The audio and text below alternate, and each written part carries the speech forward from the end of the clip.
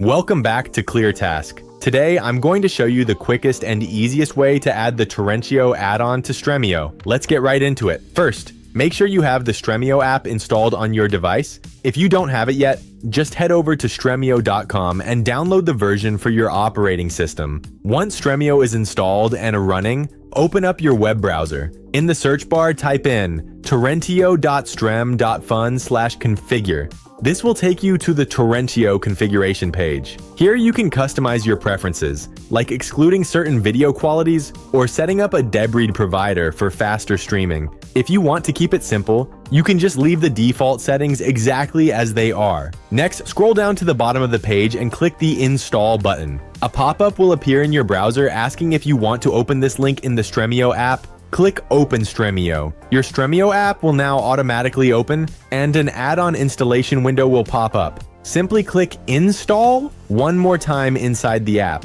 and that's it. You will see a small notification confirming that Torrentio has been successfully added to Stremio. You're now ready to search and stream your favorite content. If you found this quick tutorial helpful, please hit that like button and make sure to subscribe to ClearTask for more simple and direct guides. Thanks for watching.